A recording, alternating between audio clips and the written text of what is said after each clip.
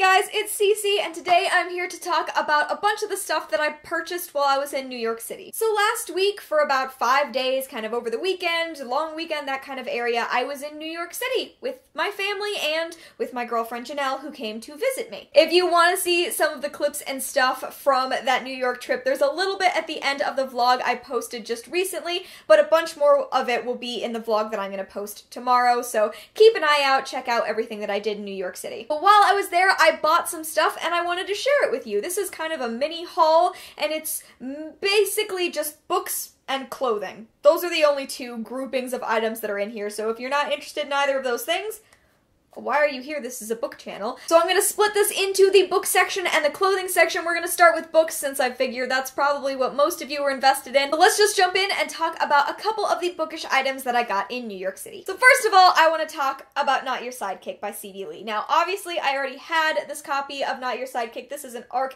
that I will treasure forever, but I wanted to show it off because while I did not haul this while I was in New York City, I did get it signed. So there is the signature, C.B. Lee signature. We met up a couple of times actually while I was in the city, and I made sure to bring my copy of Not Your Sidekick so I could finally get it signed. I have adored this book, and I'm so glad that I now officially have like a personalized copy of this book. But while I was there talking to C.B. Lee and having my book signed, she also gave me some awesome swag items that I wanted to show off. So first of all, we have this. This is a sampler for the sequel to Not Your Sidekick. This is Not Your Villain, and it is a sampler because it is just the very first chapter of the book. Not Your Villain is one of my most anticipated reads of the year, so I am so excited even for a teeny tiny little quick look. This book is actually being released on October 5th, but I think I might be getting a slightly early copy. From what I have been told, I might be getting it early and I'm gonna die when I actually have it in my hands. Besides the sampler, C.B. Lee also gave me a couple of other items. She gave me a second sampler that I'm going to be giving away once we get a little bit closer to the Not Your Villain release date. She also gave me copious amounts of Not Your Villain bookmarks and stickers. So the stickers just look like the cover. They just say Not Your Villain, and I have like 5 or 6 of them. And the bookmarks say Not Your Villain on the front, and they say Not Your Sidekick on the back, which is kind of perfect. I don't need 5 or 6 of these. I really only need a couple, so these are also items that I will be probably giving away once we get a little bit closer to the release date, so make sure to follow me on Twitter if you want to be involved in giveaways like this. Then she also gave me a signed book plate so that when my copy of Not Your Villain arrives, I can put this in there, which is so exciting. Since I have a signed, personalized copy of Not Your Sidekick, it'll be great to have that for Not Your Villain as well. That is everything that I received when I met up with C.B. Lee, which was so exciting, wonderful to meet her and talk to her about books and writing and all of that. We actually also met up and filmed an interview, which was so exciting. It'll be the first ever author interview that I've filmed to put up on my channel. It's not going to be up for a couple of months, but now, you know, the anticipation can build. It's a video that will exist. And the only other bookish item that I can actually show you that I got is Spell on Wheels. This is a comic series by Kate Leth, Megan Levins, and Marissa Louise. I have been so highly anticipating this trade. I have been really hardcore resisting buying it in single issue comics. And then, while I was in New York City, I knew I was going to be by Forbidden Planet, which is one of my favorite places to buy graphic novels and comics. And I peeked in, and this was the only copy of Spell on Wheels, and I knew it was meant to be. I will probably also throw this in my book haul at the end of the month, but I just wanted to show it off again here because this is all that's going to exist of this comic series, and it is about a trio of 3 witches who go on a road trip to get revenge on an old significant other. It sounds fabulous. It's also supposed to be queer as hell. I'm also super obsessed with Kate Leth, like on Twitter and her art in general, so I've been looking forward to this because of that as well. But it's supposed to be for like people who love supernatural, but it's ladies and queer and witches, so it's got like Buffy vibes too. This is gonna be everything I've ever wanted. Look at this gorgeous cover, look at the ladies on the front.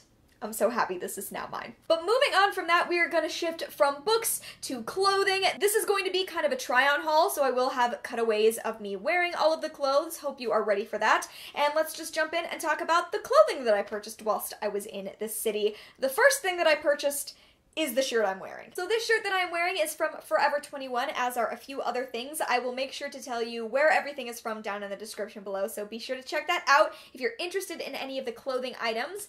This is just a really simple t-shirt, but I've really wanted one with the sort of just banded collar, something really simple, cropped, that can go with a pair of shorts.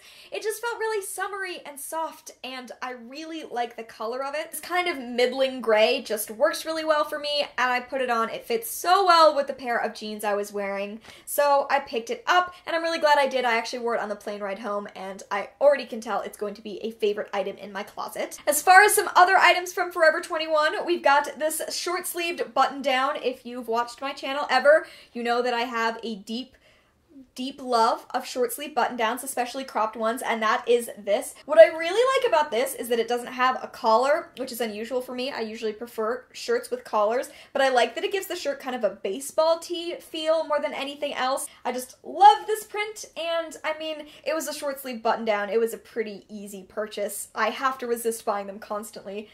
I'm glad that I picked this one over so many of the other beautiful short sleeve button downs that they had at Forever 21. And the last shirt that I got from Forever 21 is this Mermaid t-shirt. I've been seeing more and more printed t-shirts like this at Forever 21, and every time I see a different pattern, I like the shirt a little bit more. And when I was wandering this time and saw the mermaids, it just felt right. I bought a mermaid shirt last year for summer, and it was one of my favorite shirts of last year, so I thought I would add an additional mermaid shirt to the collection. I always wear t-shirts like this rolled up at the sleeves and kind of half tucked into my pants. It's just my preferred method of t-shirt wearing, and I absolutely love this. I think it fits really nicely, and it is one of the softest t-shirts that I have ever owned. It feels almost like a pajama shirt, but I won't wear it as a pajama shirt. I'll resist. I mean, I love mermaids, and I'm so happy to add another mermaid shirt to my closet. And the final item that I got from Forever 21 is just a simple pair of sort of medium wash jeans. I have a pair of super dark wash jeans, I have a pair of super light wash jeans,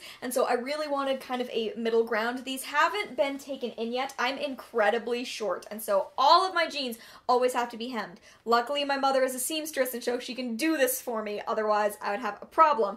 But I tried these on, and they just fit really nicely around the hips, which is another huge issue I have. I'm small, but I have big hips, and so I never get jeans that fit correctly. I pulled these on, and they fit perfectly at the top, and whenever that happens with pants, I know that I have to buy them because it's not going to happen again for months. So as soon as I get these hemmed, I will definitely be adding them to the weekly rotation of jeans. Next up, I want to talk about a couple of things from H&M, the first of which is a pair of jean shorts. You've just heard my rambling about jeans and pants fitting me. I mean, I don't think that there is a person I know who loves jean shopping and jeans just fit them automatically. I don't think this is a unique experience. So when I put on these shorts and they fit me, automatic purchase. It means I have to have them. Just in general, everything that I have to wear this summer is cropped in a very specific place, and these pants work perfectly for that little crop length. Plus, I've been seeing shorts like this on Pinterest for a long time, and I've wanted a pair exactly like this.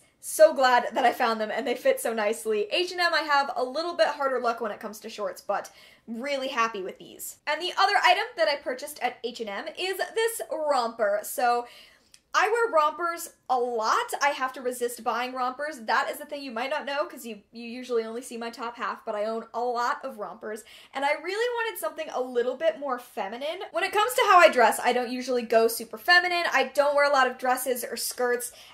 Usually if I'm dressing nice, it's gonna end up being a romper, but I wanted a really feminine, pretty, summery romper. It just seemed like the perfect middle ground between a summer dress like this and to have it as a romper instead felt much more my style. It just feels so light and so airy and so flowery, and it's just a perfect, perfect summer romper. Now, despite what I just said about the fact that I very, very rarely ever wear dresses or skirts, I did actually purchase one dress. So this is from Brandy Melville. It is just this short dress with kind of this checkered pattern on it. I probably would not have purchased this except for the fact that I had my mom with me in the store and she offered to buy it for me, and that was kind of the tipping point. I really like the way it fits across the top, but my favorite thing about this is that I can dress it up and dress it down, and when it comes to wearing dresses, unless I'm forced, again, I'm gonna dress it down, and I liked that this was a dress that I put on with my tennis shoes and it just looked really cute with that. But I did also need to add a dress to my collection that I could wear if I ever need to go to nicer events. I've been getting more and more frustrated with the dresses that I own and feeling like even if I'm going to a nice event, I don't want to wear those. So I kind of had to talk myself around on this one because dresses are just not really my thing. But as far as dresses go and the fit and the color of this one, it seemed like a really good compromise for, I'm gonna wear a dress, but I'm gonna wear a dress that suits me a lot better. Brandy Melville also had this pair of like checkered pants with a matching like crop top thing. I was so tempted. I was so deeply tempted. And the last item that I have to show to you is actually a thrifted item, and that is this shockingly short-sleeved button-down. This is from L Train Vintage, which is just a thrift store that we happened upon while we were wandering around, Janelle and I, and, I mean, I don't know what else to say about this except that I'm super predictable when it comes to clothing, and this is exactly my level of predictability. Everyone knew I was gonna pick up this shirt. I think my favorite part about it is that it makes me look like a dad who just got back from a Hawaiian vacation, which is kind of the vibe I'm going for on a day-to-day here. I just love the fit and the color of this one, and it was in really good condition. It was missing one button when I got it, but like I said, my mother is kind of a wizard with that, so she can just add a button right back on and it'll fit perfectly. Going a little bit more Hawaiian dad than I usually allow myself to go, but I knew that I had to go that far at least one time, and I had to get the true Hawaiian dad shirt, so glad that I thrifted this because it was pretty cheap, which I like a lot, but I couldn't pass it up. I couldn't leave it at the store. Okay guys, there you go. Those are all of the things that I purchased while I was in New York. I didn't do a ton of shopping besides clothing. Obviously, we did a bunch of other stuff. We went to plenty of fun places, but I was just focusing on clothing because that's me. I like clothing. What do you think of my purchases as far as clothing goes and as far as the couple of books or bookish items that I showed you? Let me know your thoughts down in the comments below. Thank you so much for watching, and I will see you in another video very soon. Bye!